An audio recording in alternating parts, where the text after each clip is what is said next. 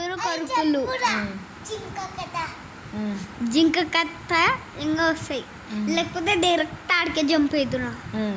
రాముడు సీత బంగారు జింకను కావాలంటే రాముడు వేటాడికి పోయినాడు. తర్వాత ఆ జింకను వేటాడినాక అది మహావేషం అని తెలిసినాక తర్వాత అది చనిపోయేటప్పుడు మరణించేటప్పుడు లక్ష్మణ సీత కాపాడండి అని వచ్చేసరికి సీత నేను అనుకున్నట్టే జరిగింది అని రాముని పంపిస్తాయి. అప్పుడు లక్ష్మణుని పంపిస్తాయి. కొంచెం దూరం పోయిన తర్వాత మళ్ళీ రిటర్న్ వచ్చి ఒక లక్ష్మణ రేఖ గీసి పోయింటాడు. దీన్ని దాటి నువ్వు రాకు అని చెప్పి పోయింటాడు. తర్వాత ఒక మునివారి వస్తాడు, రావణాసుని వేషంలో ఒక మునివారి వస్తాడు.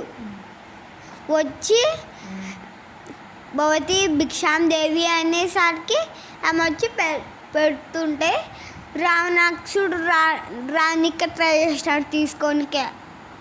అప్పుడు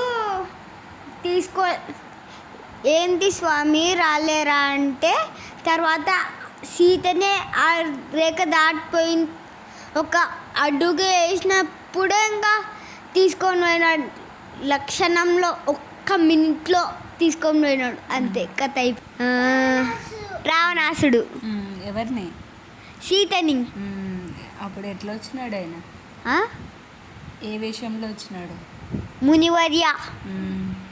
ఎన్ని తలలు? 10 తలలు. ఇంకా అది చూసి సీతమ్మ ఏమైపోయేదా? కళ్ళు తిరిగి పడిపోయిన తర్వాత రావణాసుని చూసి కళ్ళు తిరిగి పడిపోయిన సీతని రావణాసుడు తన వాహనం మీద తీసుకువెళ్ళాడు లంకా నగరానికి. ఆకాశంలో పోతూ ఉండగా జటాయు అనే ఒక పక్షి ఎదురవుతుంది. సీతమ్మని కాపాడే అనే లక్షణంలో జటాయు అనే పక్షి రెక్కలు తెగిపోయాయి. జటాయు కింద పడిపోయింది. తర్వాతకి కొంతసేపటికి అక్కడికి రాముడు వచ్చి నా సీత ఎక్కడికి వెళ్ళింది అంటే సీత సీత సీత అంటూ వెతకగా జటాయు ఎదురైంది. తర్వాత జటాయు రామునికి చెప్తుంది రావణాసుడు సీతని తీసుకువెళ్ళాడు అని. అలాగ చెప్పి జటాయు రాముని చేతిలో ప్రాణాలు ఇచ్చేస్తుంది.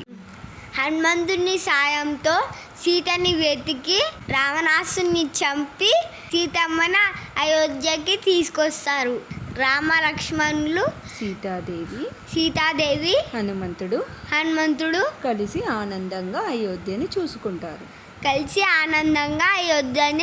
చూసుకుంటారు. జై శ్రీరామ్.